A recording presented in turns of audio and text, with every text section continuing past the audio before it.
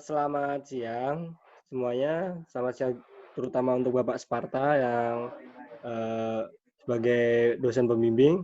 Di sini kami akan menjelaskan dari kelompok 4 akan menjelaskan mengenai financial accounting chapter 14 mengenai statement of cash flow. Jadi tentang cash flow-nya keuangan. Di sini kami ada beranggotakan 5 orang. Pertama ada saya, Daniel Muhammad Setiawan. Kedua ada Mega Lestari Situmorang. Dan ada Susete Hana. Ada Cesa Simbolon. Dan ada Mary Christine. Untuk yang pertama, chapter outline running objective akan dijelaskan oleh Mega Lestari. Oke, saya akan menjelaskan. Jadi pada bab ini, bab 14, kita akan membahas tentang statement of cash flow atau pernyataan arus kas. Nah, di sini itu chapter outline-nya ada 3, atau pokok bahasan itu sebenarnya ada 5. Yang pertama itu, learning objective yang pertama, membahas penggunaan dan format laporan arus kas. Yang kedua, menyiapkan laporan arus kas menggunakan metode tidak langsung. Yang ketiga, menganalisis laporan arus kas. Yang keempat, mempersiapkan laporan arus kas menggunakan metode langsung. Dan yang kelima, menggunakan pendekatan T-account untuk menyiapkan laporan arus kas. Next. Nah, yang akan saya jelaskan pertama ini yaitu learning objective yang pertama, membahas mengenai manfaat dan format pada laporan laba rugi. Next.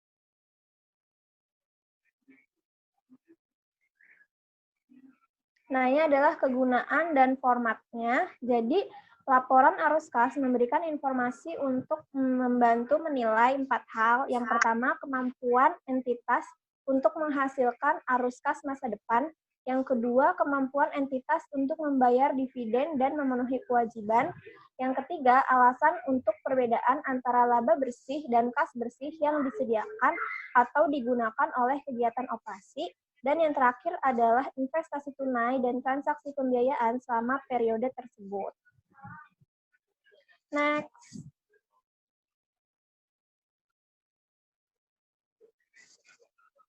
Nah, ini adalah sebelumnya, Mas.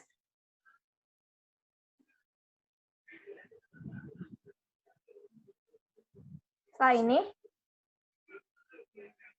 Ya, ini. Ini adalah klasifikasi arus kas. Jadi aktivitas operasinya itu aktivitas laporan laba rugi. Yang kedua, aktivitas investasinya itu perubahan dalam investasi dan aset tidak lancar. Yang ketiga, aktivitas pendanaannya itu perubahan liabilitas tidak lancar dan ekuitas. Next. Ini adalah kegiatan operasional item laporan laba rugi. Jadi ada arus masuk dan arus keluar. Jadi arus kas masuknya itu terdiri dari penjualan barang atau jasa, dan yang kedua dari bunga yang diterima dan dividen yang diterima. Sementara arus kas keluarnya itu yang pertama ke pemasok untuk inventaris atau inventory, yang kedua kepada karyawan untuk upah, yang ketiga kepada pemerintah untuk pajak, yang keempat untuk pemberi pinjaman untuk bunga, dan yang kelima kepada orang lain untuk biaya expense. Next. Nah, ini ada kegiatan investasi, perubahan dalam investasi dan aset tidak lancar. Jadi ada 2 lagi, yang pertama ada arus kas masuk, dan yang kedua arus kas keluar. Arus kas masuknya itu terdiri dari 3 hal, yang pertama dari penjualan properti, pabrik, dan peralatan, yang kedua dari penjualan investasi dan efek hutang atau ekuitas dan entitas lain, yang ketiga dari pengumpulan pokok pinjaman ke entitas lain. Sementara arus kas keluarnya itu ada 3 juga. Yang pertama membeli properti, pabrik, dan peralatan. Yang kedua untuk membeli investasi dalam efek hutang dan ekuitas dari entitas lain. Dan yang ketiga untuk memberikan pinjaman kepada entitas lain. Next. Nah, ini adalah kegiatan pendanaan, perubahan dalam kewajiban tidak lancar dan ekuitas. Yang pertama ada arus kas masuk, itu terdiri dari, sebelum ini Mas. slide 8. Nah, ya. Setelah ini. 4 of 4. Nah, ya ini. Dari penjualan saham biasa, yang kedua dari penerbitan hutang jangka panjang yang terdiri dari obligasi dan wesel. Sementara arus kas keluarnya itu untuk pemegang saham sebagai dividen dan untuk menebus hutang jangka panjang atau memperoleh kembali saham biasa atau yang biasa disebut dengan treasury shares. Next.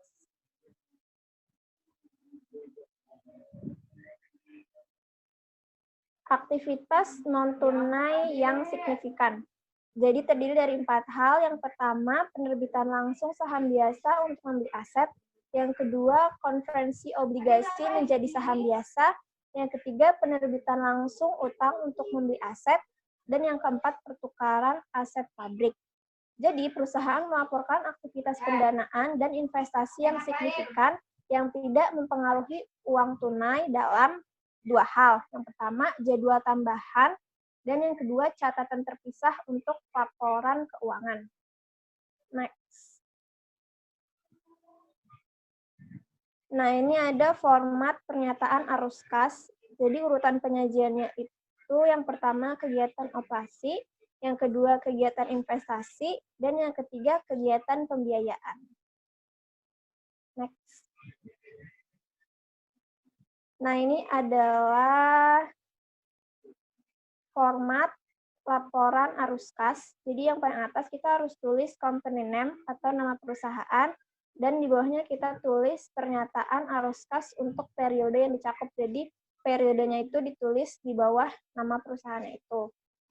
Terus ini yang merah paling atas itu adalah arus kas dari aktivitas operasi. Daftar item individualnya itu kita taruh di akun debit, dan kas bersih yang disediakan atau digunakan oleh aktivitas operasi kita taruh di akun kredit. Yang kedua, arus kas dari aktivitas investasi kita taruh bawahnya itu ada daftar arus masuk dan keluar individu di debit. Kas bersih diberikan atau digunakan dengan menginvestasikan aktivitas di kredit. Terus bawahnya arus kas dari kegiatan pembiayaan, itu yang ketiga ya, arus kas dari kegiatan pembiayaan, di bawahnya daftar arus masuk individu dan arus keluarnya di debit, dan kas bersih diberikan atau digunakan oleh kegiatan pendanaan di kredit. Terus itu yang net increase, peningkatan bersih, penurunan dalam kas kita taruh di kredit, kas pada awal periode di kredit, kas pada akhir periode di kredit, dan ada notes di bawah aktivitas investasi dan pendanaan non-tunai, dan daftar transaksi individu non-tunai itu kita taruh di kredit. Oke, sekian penjelasan dari saya mengenai learning objective yang pertama. Materi selanjutnya akan dijelaskan oleh rekan saya. Yang kedua adalah learning objective. Learning objective 2, menyiapkan laporan arus kas menggunakan metode tidak langsung. Next.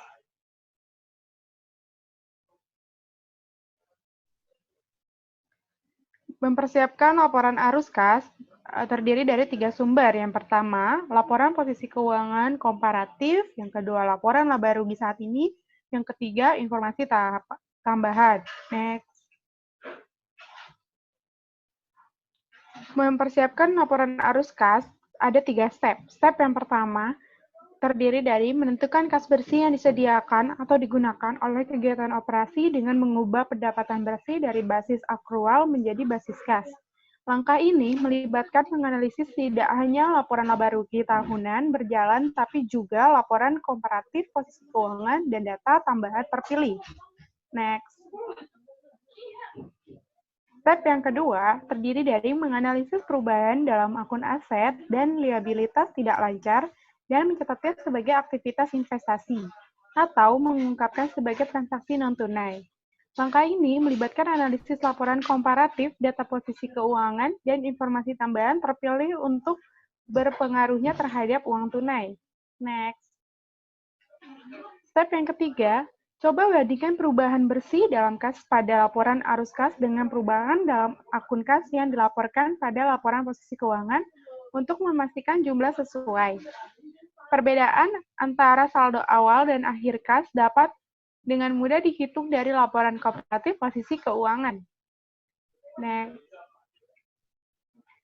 Metode tidak langsung dan langsung perusahaan harus mengubah pendapatan bersih dari basis akrual menjadi basis tunai. Menggunakan salah satu dari dua metode ini. Yang pertama, metode tidak langsung menyesuaikan laba bersih untuk barang-barang yang tidak mempengaruhi uang tunai. Yang kedua, metode langsung menunjukkan penerimaan dan pembayaran kas operasi. Next.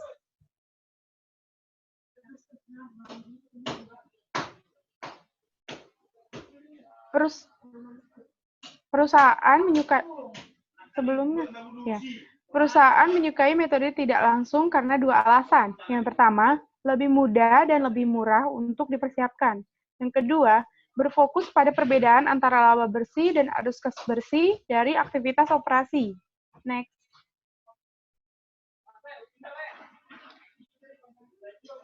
Indirect method ilustrasi. Ini adalah ilustrasi metode indirect. Di mana di sini ada tabel, isinya ada aset tahun 2020 dan 2019. Di dalam aset ada properti, plant, dan equipment. Di tahun 2020, 130.000 euro, dan 2019, 20.000 euro. Change in account balance, increase dan decrease. Ya, 130 dikurang 20, jadi 110. Balance-nya itu increase. Sedangkan untuk land, 2020 160.000 dan 2019 40.000. Totalnya jadi 120. Buildings-nya 11.000 di 2020, 2019 5.000, totalnya jadi 6.000. Akumulatif depreciation buildings-nya di 2020 27.000, 2019 10.000, totalnya jadi 17.000. Akumulatif depreciation equipment-nya 2020-nya 3.000, 2019-nya 1.000. Untuk bagian current asset-nya ada prepaid expense. 2020-nya 5.000, 2019-nya 1.000. Inventory-nya 2020-nya 15.000, 2019-nya 10.000, dan account receivable-nya 20 dikurang 30. Totalnya jadi 10. Cash-nya jadi ada 55.000 di 2020, 2019 33.000. Total aset yang dimilikinya tahun 2020 398.000, 2019 138.000. Next. Untuk bagian equity dan liability. Di equity share capital ordinary 2020 70.000, 2019 50.000. Totalnya 20.000. Untuk retained earnings-nya 2020 164.000, 2019-nya 48.000, totalnya 116.000. Untuk non-current liability, ada bonds payable. Di 2020 130.000 dan 2019-nya 20.000, totalnya jadi 110.000.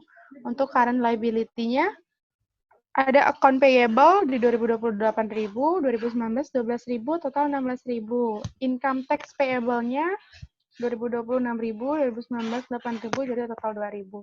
Total equity and liability-nya 2020 398 dan 2019 138. Balance sama yang sama ya. Next.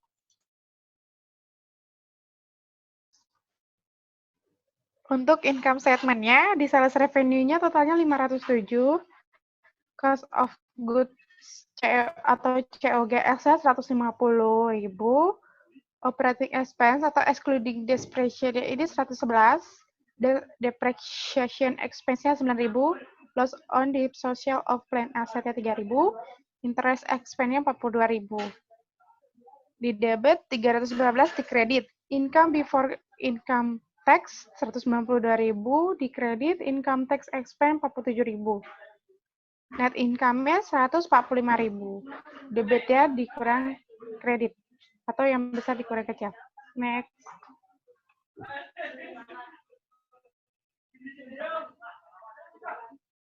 Di sini ada ilustrasi metode tidak langsung. Kalau tadi yang tabel itu ilustrasi menggunakan tabel, ini pertanyaan. Informasi tambahan untuk 2020. Yang pertama, biaya penyusutan terdiri dari 6.000 untuk penggunaan dan 3.000 untuk peralatan. Yang kedua, perusahaan menjual peralatan dengan nilai buku 7.000, biaya 8.000 dikurangi akumulasi penyusutan 1.000 dengan uang tunai 4.000. Yang ketiga, menerbitkan 110.000 obligasi jangka panjang dalam pertukaran langsung dengan tanah. Yang keempat, sebuah bangunan seharga 120.000 dibeli untuk uang tunai, peralatan seharga 25.000 juga dibeli secara tunai. Yang kelima, mengeluarkan saham biasa dengan uang tunai 20.000. Yang keenam, perusahaan mengumumkan dan membayar dividen tunai sebesar 29.000. Next. Step yang pertama pada kegiatan operasi. Tentukan kas bersih yang disediakan atau digunakan oleh aktivitas operasi dengan mengubah penghasilan bersih dari dasar akrual ke dasar kas. Penyesuaian umum terhadap laba rugi bersih. Yang pertama itu tambahkan kembali pengeluaran non-tunai atau biaya depresiasi dan amortisasi. Yang kedua, mengurangi keuntungan dan menambah kerugian yang dihasilkan dari kegiatan investasi dan pendanaan. Yang ketiga, menganalisis perubahan pada aset lancar non-tunai dan akun kewajiban lancar. Next.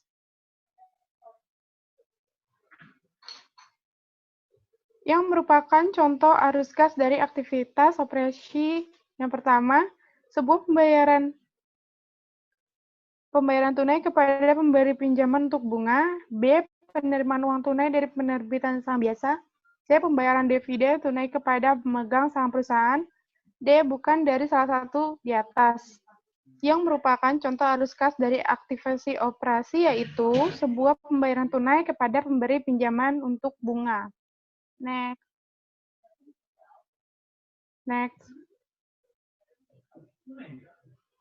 Step beban penyusutan. Meskipun biaya penyusutan mengurangi laba bersih, ini tidak mengurangi uang tunai. Perusahaan harus menambahkan kembali ke laba bersih. Di sini ada tabelnya, cash flow from operation activities. Income-nya 145, adjustment-nya ada depreciation expense-nya 9.000. Net cash-nya 145 ditambah 9.000 jadi 154.000. Next.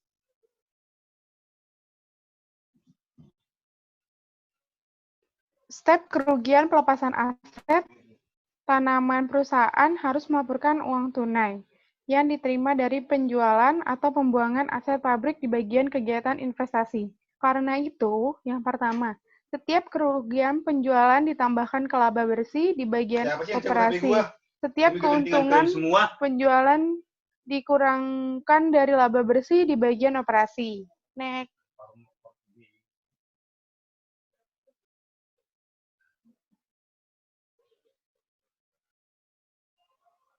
Loss on disposal of planned asset-nya. Di cash flow-nya net income-nya 145, adjustment-nya ada depreciation expense 9.000, loss on disposal-nya 3.000, di debit dan di kreditnya 12.000.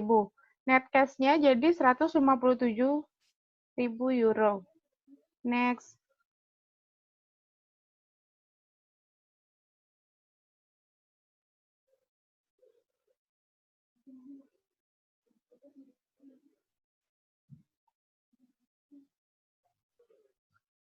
Coba next nanti.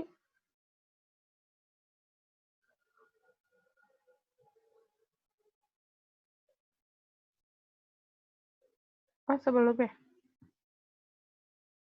Yeah. Step perubahan pada akun aset lancar non-tunai. Untuk sampai pada kas bersih yang disediakan oleh kegiatan operasi, yaitu yang pertama dikurangi dari kenaikan laba bersih dalam akun aset lancar, yang kedua tambahan ke penurunan laba bersih dalam akun aset lancar. Next. Ketika saldo piutang usaha menurun, penerimaan kas lebih tinggi dari pendapatan perjualan.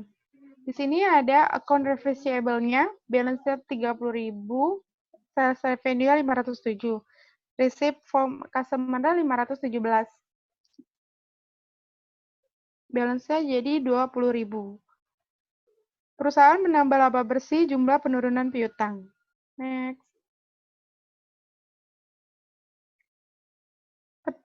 Ketika saldo persediaan meningkat, biaya barang dagang yang dibeli melebihi harga pokok penjualan.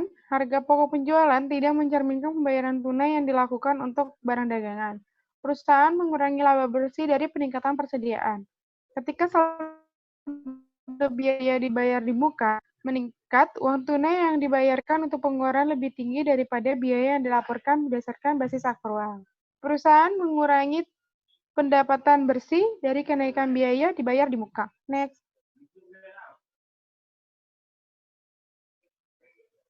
Di sini contoh tabelnya ada cash flow-nya, net income-nya di kredit 145.000, adjustment-nya ada depreciation expense-nya di debit 9.000, loss on disposal-nya 3.000, decrease in account receivable-nya 10.000, increase in inventory-nya 5.000, increase in prepaid expense-nya 4.000 di debit, 13.000 di kredit. Net cash-nya totalnya jadi 158.000 euro. Next.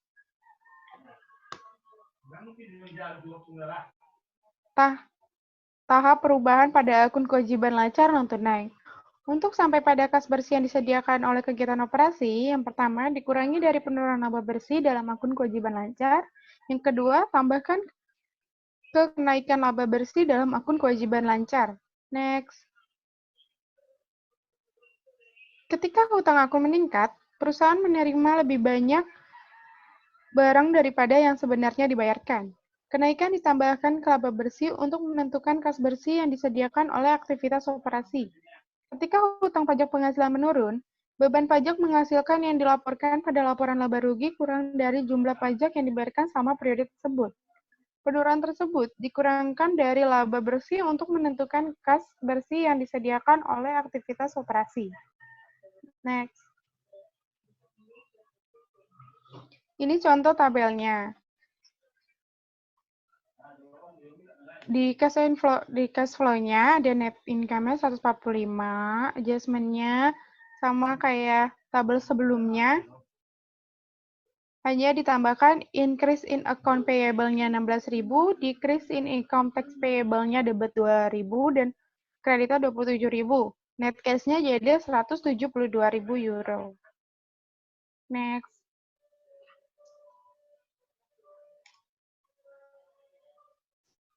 Ringkasan konferensi kas bersih yang disediakan oleh kegiatan operasi metode tidak langsung.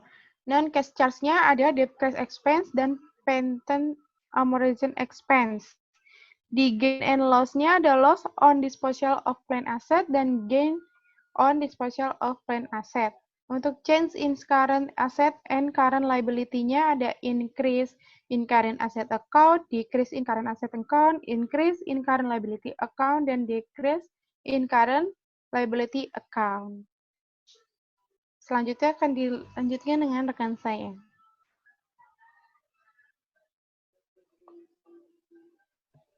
Oke, di sini saya akan melanjutkan penjelasan dari Mary yang net cash profit di operasi aktivitas operasi.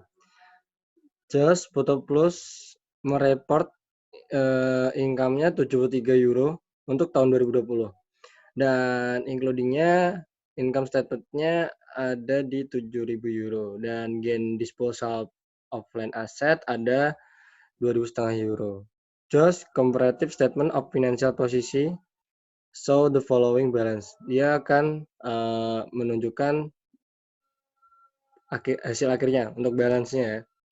Di sini ada jurnalnya di bulan 12 tanggal 31 2019. Akun receivable-nya ada 17 euro dan akun payable-nya ada 6.000. Terus di sini ada di 2020-nya ada tanggal 12 bulan 12 tanggal 31 bulan tahun 2020. Di sini akun receivable-nya ada 21 euro dan 21.000 euro maaf dan 2.200.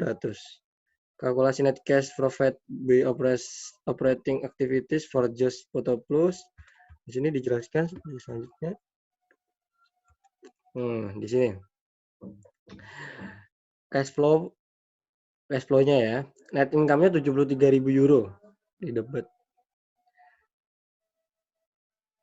Di kredit ya. Adjustment to reconciliasinya net income-nya ada depresiasi expense 7.000 euro. Gain of disposal-nya ada 2.500. Increase account receivable-nya 4.000. Decrease-nya ada 3.500. Jadi total balance-nya net cash profit by operating activities-nya ada 69.700. Dapat di kredit 3.300. Jadi 7.000 ke bawah, 2.500, 4.000 itu nanti dikurangin, nanti hasilnya ada di itu.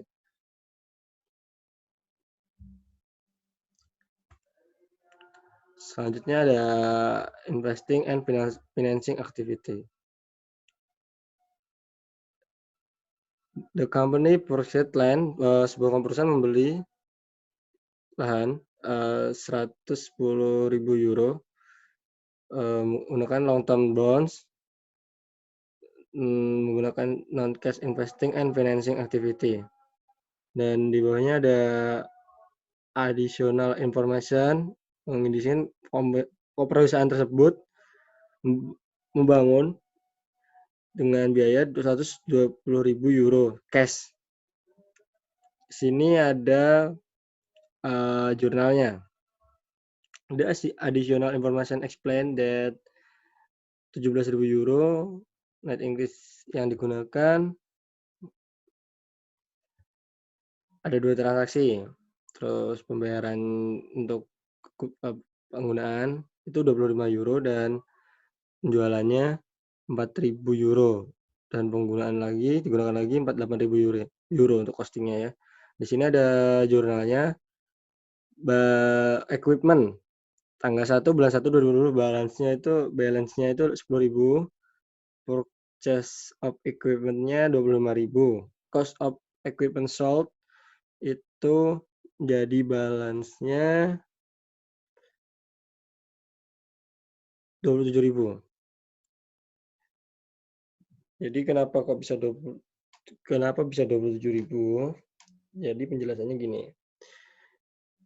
10.000 ditambah 25 kurang 8.000. Jadi gitu. 10.000 ditambah purchase equipment-nya ada 25, terus nanti dikurangi yang cost of equipment sold. Jadi balance-nya nanti jadi 27.000. Oke, selanjutnya. The following journal entry show detail of the sale of equipment transaction. Yang digunakan untuk transaksi ya ini jurnalnya. Cash-nya ada 4.000, akumulasi depreciation-nya ada 1.000, loss on disposal of plant asset ada 3.000 dan equipment-nya 8.000.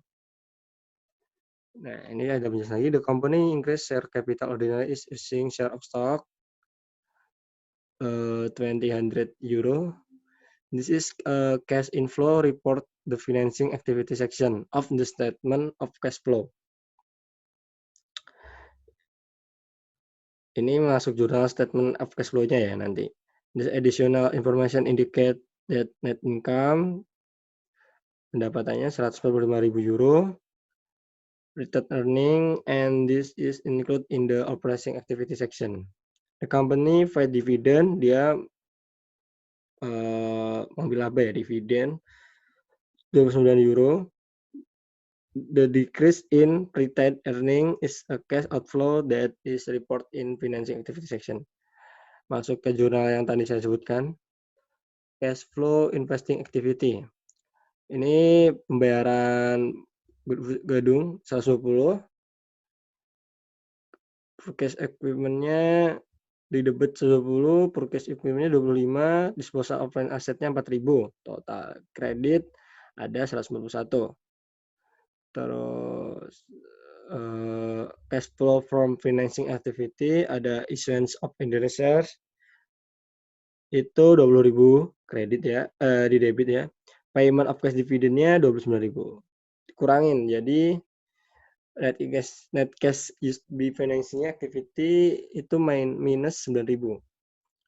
Net increase in cash 22.000 kredit. Cash at beginning of period itu ada 22.000. Cash at end of period itu, maaf. Jadi cash, masa jelasnya ini, net increase in cash-nya ada 22.000 dan cash of beginning periodenya 33.000. Di total cash end-nya 55.000. Oke, not non-cash investing and financing activity. Issuance of bonds payable to purchase lands jadi 110.000.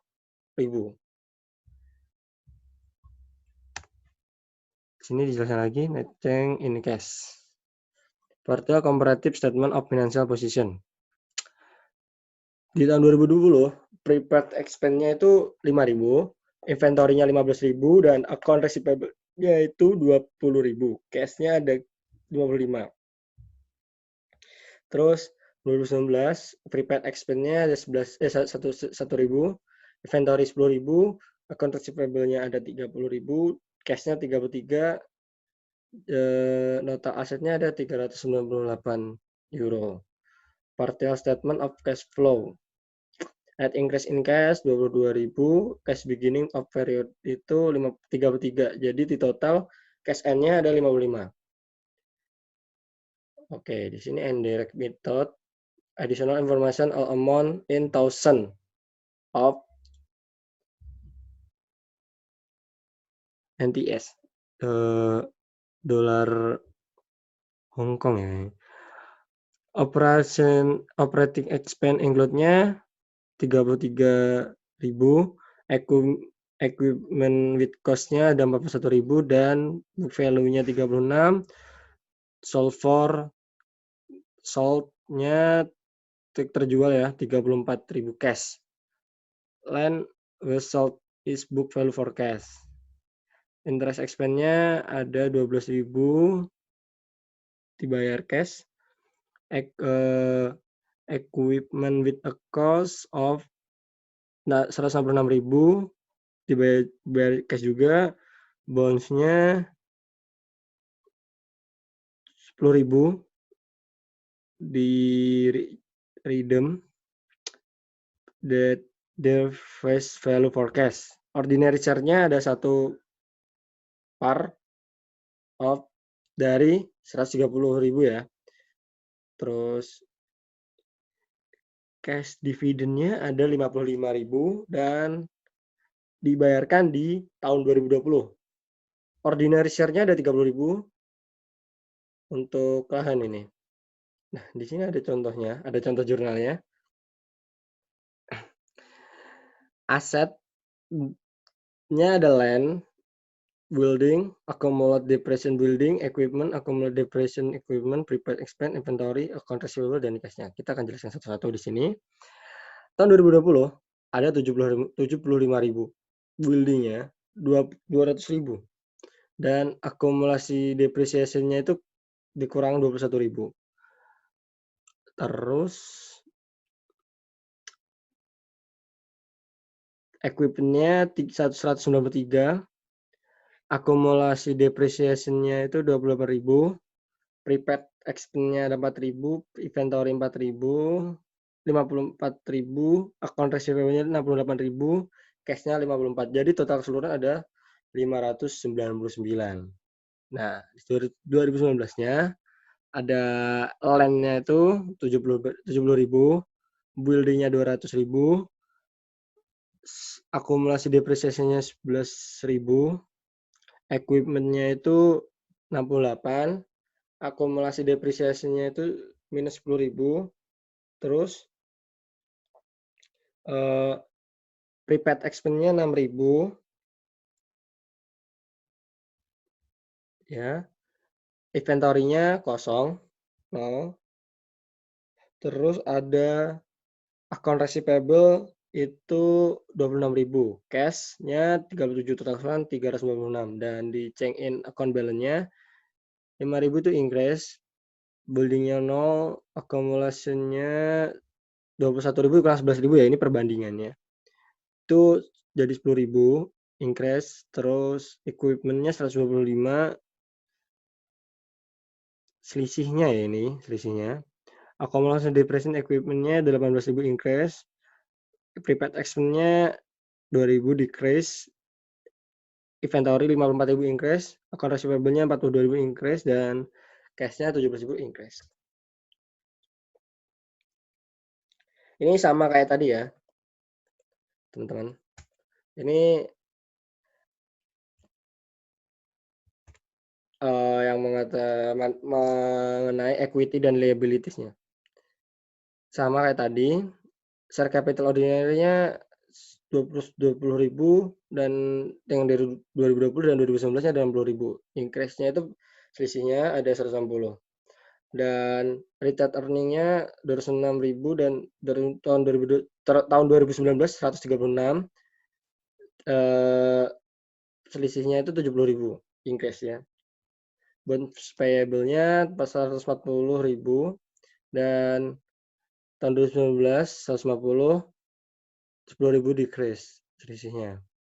Account payable 2020 23.000, 2019 40.000, selisihnya 17.000 decrease. Dan accurate expense payable-nya 10.000 tahun 2020-nya 10.000 dan 2019-nya kosong.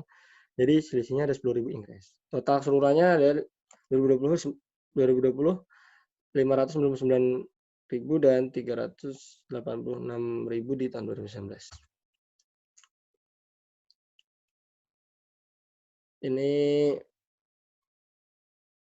jurnal lagi. Sales revenue-nya ada cost of goods sold-nya terkredit di debit 465.000,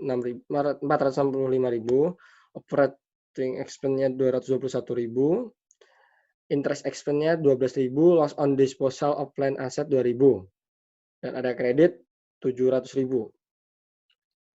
Income before income tax 190, income tax expense 65.000, net income 125.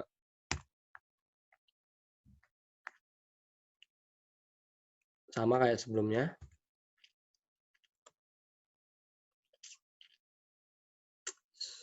Cash flow from operating activity, net income 125.000, diambil dari sebelumnya. Terus ada adjustment to reconciliation income cash provide operating activity. Depreciation expense 33.000, loss on disposal plant asset 2.000, increase in account receivable 42.000, increase inventory 54.000, kurangi ya. Decrease in prepaid expense-nya 2.000, terus decrease in account payable 17.000 dikurangi, dan increase in accurate expense payable-nya 10.000. Dan ada kredit 66.000 dikurangi juga. Dan cash provide di operating activity itu 59.000 total akhir. Dan di sini ada lagi cash flow from investing activity, sell of land, penjualan lahan ya. Land bukan land pulau.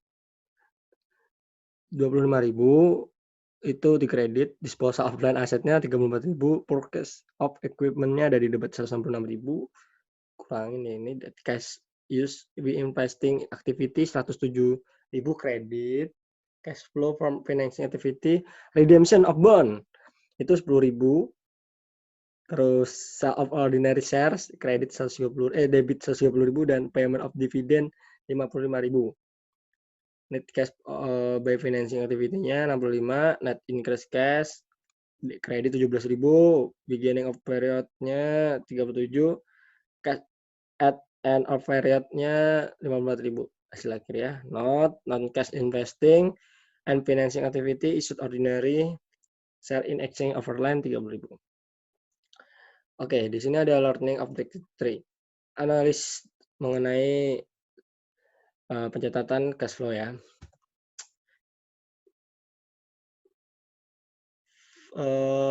Free cash flow describe the net profit, the operating activity adjustment for capital expenditures on dividend.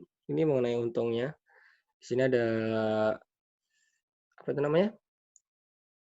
Caranya, free cash flow sama dengan net cash profit, operating activity dikurangi capital expenditures, dikurangi cash dividend.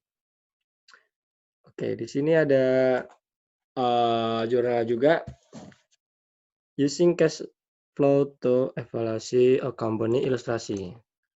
Cash provide by operating activities-nya kredit 17.451, cash flow for investing activity-nya addition to property and equipment and intangibles. Itu debitnya 399, pro cash of non-controlling interest 99, sale of property, plant and equipment yang lain itu 4.002, akuisisi company 17.439, order yang lain-lain 7.124. Cash used di investing activity ada kredit 110.281, cash paid of dividennya 6.253. Di sini ada mengenai pembelian properti, plant and equipment, and to pay dividend. Di sini ada jurnalnya, cash provide di operating activities 17.451, less expenditure on property equipment-nya 386.9, dividend paid 6.253 dan free cash flow-nya 7.329. Total hasil akhirnya ya free cash flow-nya. Oke.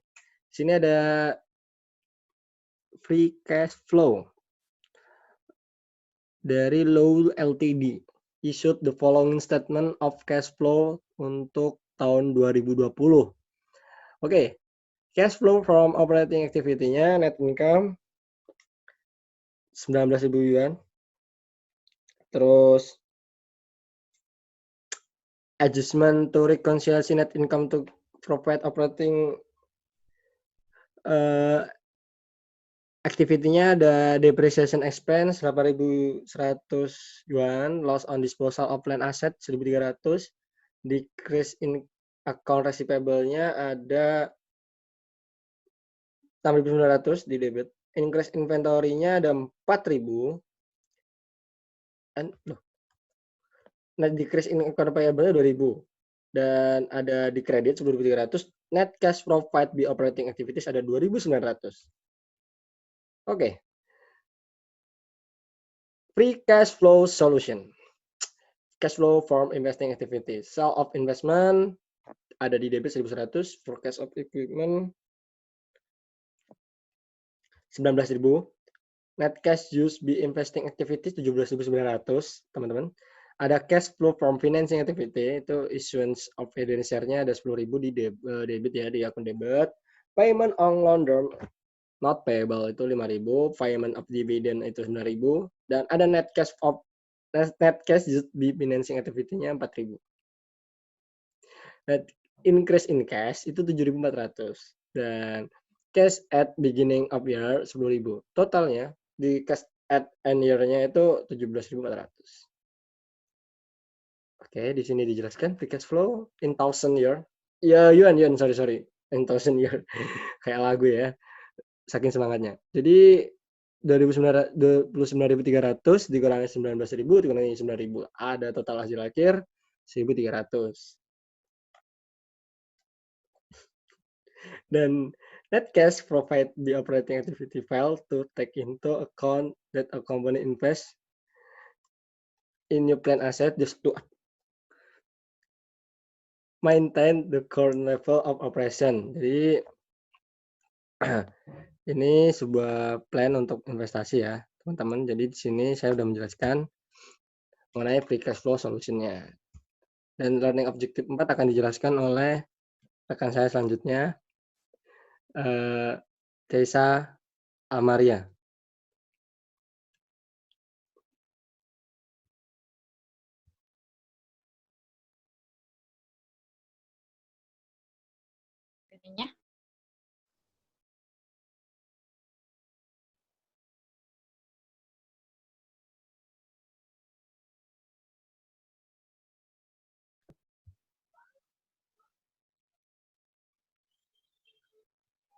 Baik, saya akan menjelaskan tentang objektif 4 tentang prepare and statement of cash flow using the direct method. Next.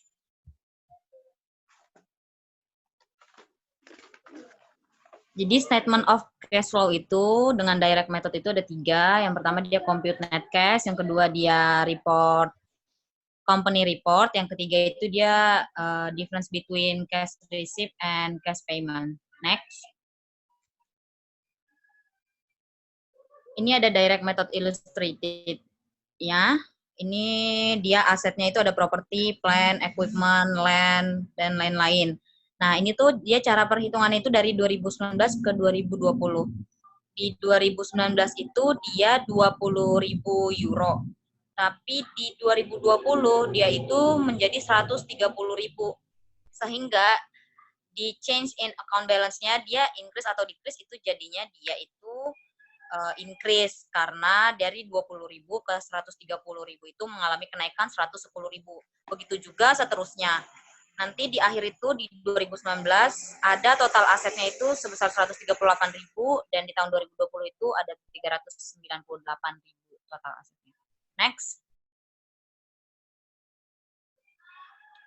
Ini juga sama, cuman ini dalam bidang equity dan liabilities. Ini juga ada share capital ordinary, retained earnings. Dia juga sama di 2019, dia 50.000. Di 2020, 70.000 sehingga mengalami kenaikan 20.000. Begitu juga seterusnya. Next. Ini ada income statement. Kalau income statement, ini kita tinggal jabarin aja. Sales revenue di kredit, cost of goods sold-nya ada di debit, depreciation expense sampai net income ya. Nanti ada 145.000 totalnya. Next. Ini contoh soal dari direct method illustrated-nya. Ya. Next.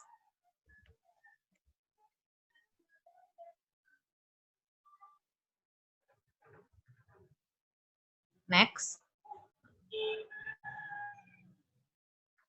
Nah, di sini ada untuk mencari net cash provided by operating activities-nya itu dari cash receipt dikurang cash payment. Cash receipt itu ada 2, from sales of goods and service to customers, and yang kedua itu ada from receipt of interest and dividends on loans and investment. Terus di cash payment-nya itu ada 5, itu ke supplier, employees, for operating expense, interest, sama tax. Nanti itunya semua itu menghasilkan net cash provided by operating activity. Next.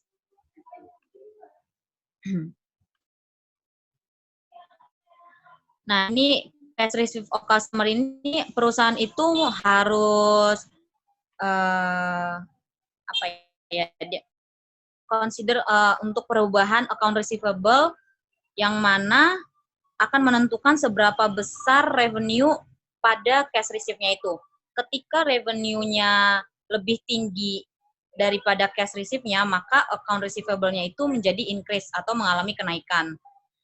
Sehingga perusahaan itu harus mengurangi increase dari sales revenue-nya.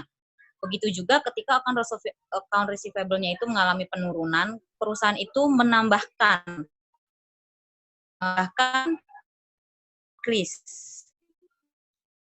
decrease-nya ke sales revenue-nya. Next.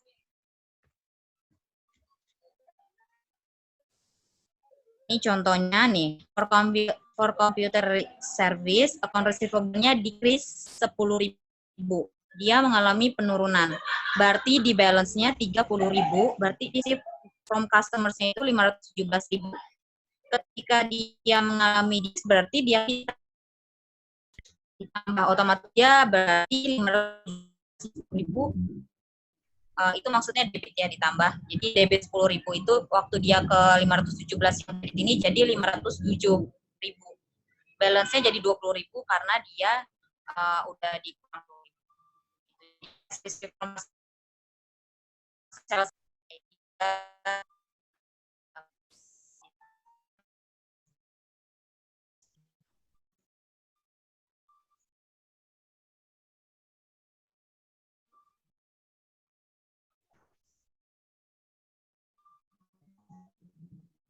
Next.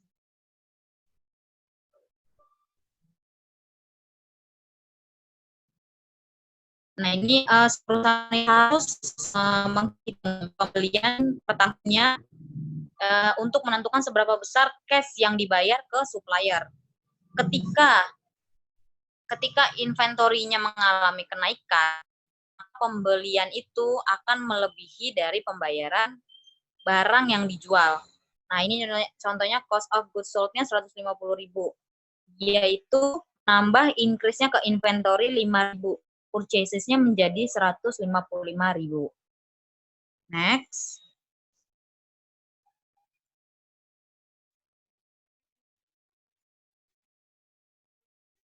Nah, ini juga perusahaan itu harus menghitung seberapa besar cash yang dibayar ke supplier dari menentukan penyesuaian pembelian dari pembayaran dari perubahan account payable-nya. Jadi ketika account payable-nya itu mengalami kenaikan, maka si perusahaan itu mengurangi increase-nya pada pembelian. Jadi seperti yang di sini purchases-nya 155.000. Berarti dia mengurangi increase yang di account payable-nya itu 16.000 menjadi cash payment to supplier-nya 139.000. Next.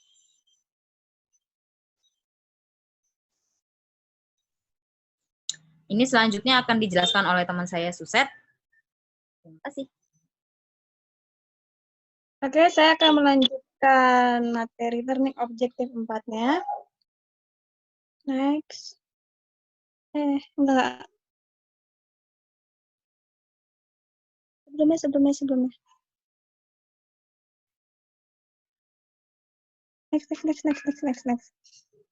Next. Sebelumnya dan Oke, di step 1 ada pembayaran tunai untuk beban operasional. Perusahaan perlu menyesuaikan biaya operasi dengan perubahan biaya dibayar di muka dan hutang biaya harus dibayar. Lalu yang kedua, ketika biaya dibayar di muka meningkat, uang tunai biaya operasional lebih tinggi dari biaya operasi yang dilaporkan pada laporan laba rugi. Dan yang ketiga, untuk menentukan pembayaran tunai, biaya operasi perusahaan mengurangi kenaikan biaya yang masih harus dibayar terutang dari biaya operasi atas pendapatan pernyataan. Next.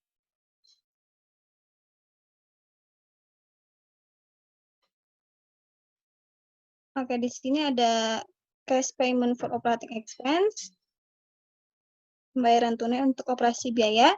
Pembayaran tunai untuk biaya operasi adalah 115.000. Kita lihat di sini entries-nya, operating expense-nya 111.000, increase in prepaid expense-nya 4.000, maka cash payments-nya for operating expense-nya 115.000. Itu dari 111.000 ditambah 4.000.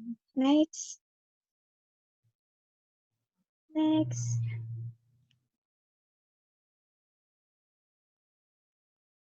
Oke, di sini ada kegiatan operasionalnya. Kegiatan operasionalnya di mana ada cash flows-nya, from operating activities-nya ada cash payments-nya, ada to suppliers-nya, for operating expense-nya, for interest expense-nya, for income tax-nya, ada net cash-nya yang jumlahnya 172.000.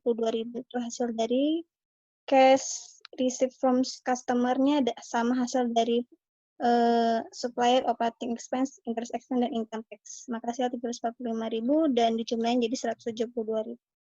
Next.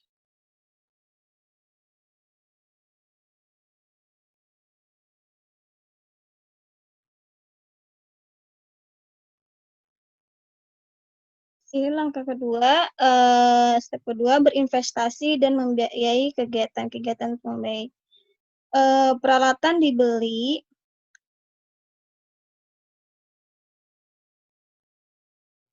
berinvestasi, menganalisis perubahan dalam aset tidak lancar dan liability account dan dicatat sebagai aktivitas investasi dan pembiayaan atau diungkapkan sebagai transaksi non tunai.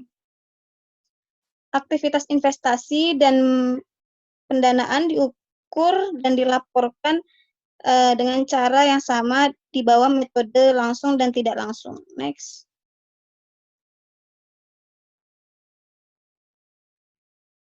Oke, di sini ada investasi dan kegiatan membiayai kegiatan, yaitu ada peralatan dibeli seharga 25.000, dan peralatan dijual seharga 4.000 dan cost-nya 8.000 dan book value-nya 7.000. Di sini ada equipment-nya, maka ada balance-nya 10.000, purchase of equipment-nya 25.000, cost of equipment-nya 8.000, maka balance-nya 27.000. Next.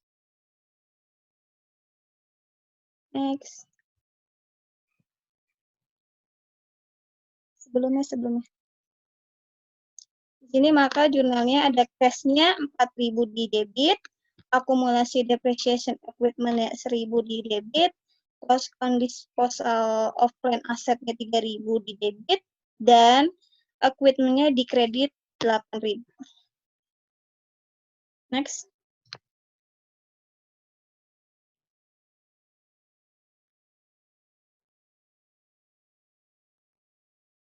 Di sini ada berinvestasi dan membiayai kegiatan. Yang pertama ada peningkatan lahan atau increase in land. Tanah meningkat 110.000, itu perusahaan membeli tanah sebesar 110 dengan menerbitkan obligasi.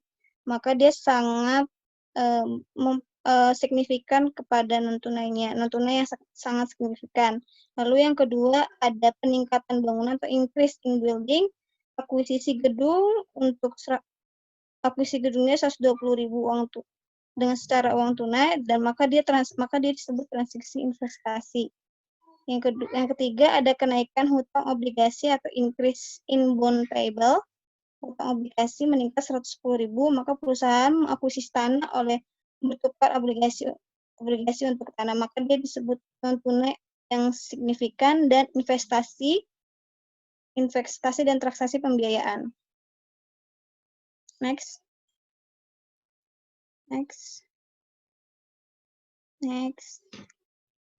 Di sini ada statement of cash direct metodenya. Di sini ada tabelnya di mana ada cash flows-nya, purchase of building-nya, purchase of equipment-nya 125.000, disposal of plan-nya aset 4.000 di debit, cash used by investing activities-nya 101.000, dan ada cash flows-nya, lalu ada issuance of ordinary share 20.000, payment, net cash, lalu ada net increase in cash itu di kredit, dan cash at beginning of period itu di kredit, lalu ada cash at end period itu di kredit, lalu ada non cash investing yang di dalamnya ada addition of bonds payable to cash lands 110.000. Next. Next.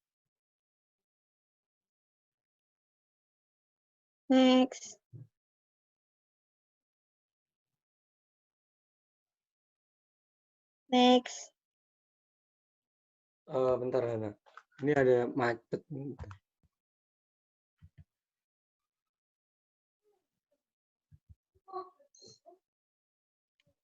Tapi itu tuh lu pause kan? Nah, ini Hana. Lu pause kan tadi? Belum gua pause, Hana. Oh ya, ya udah. Tingkat. Ya.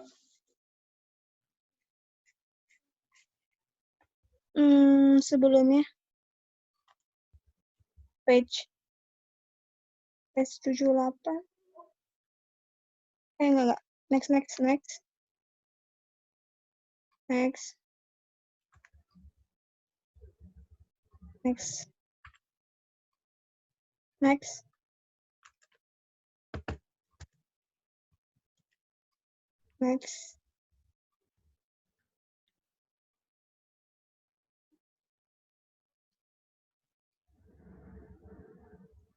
Oke.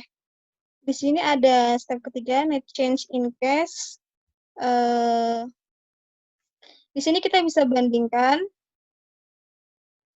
perubahan bersih dalam uang tunai pada laporan arus kas dengan perubahan dalam uang tunai akun yang dilaporkan pada laporan posisi keuangan untuk memastikan jumlahnya. Oke, di sini kita bisa lihat laporan perbandingan posisi keuangannya.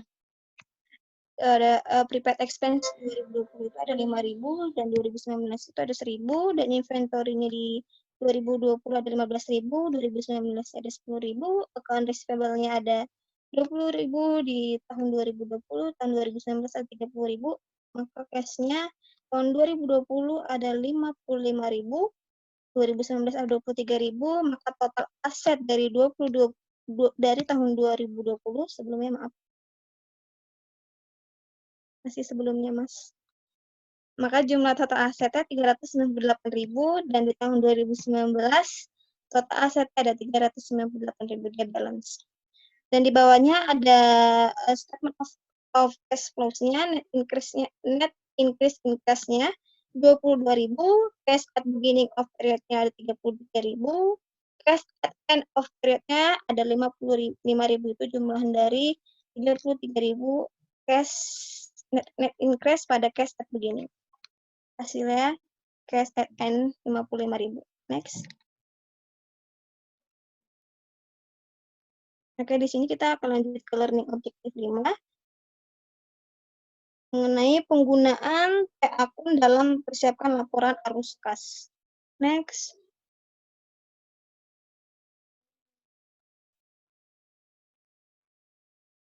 Oke, perubahan uang tunai sama dengan perubahan dalam semua laporan keuangan lainnya. Jika kita menganalisis perubahan dalam non-tunai, laporan akun posisi keuangan akan menjelaskan perubahan dalam akun tunai. Next. Di sini kita bisa lihat akun account-nya di mana ada cash. Next. Ada akun receivable, inventory, prepaid expense, land, building, akumulasi depreciation, equipment, akumulasi depreciation, account payable, income tax payable, dan bonds payable, share capital ordinary, dan return earning. Ini sama aja seperti buku besar ya.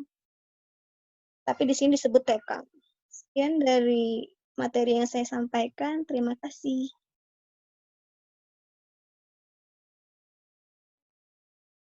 Oke, terima kasih rekan-rekan yang sudah menyempatkan waktunya di hari ini. Semoga apa yang kita sampaikan bermanfaat untuk kita semua. Terima kasih untuk Bapak Sparta yang sudah memberikan materi chapter 14 ini. Sekian dari kami. Apabila ada kurang maupun lebihnya, mohon untuk dimaafkan. Sekian, terima kasih. Terima kasih.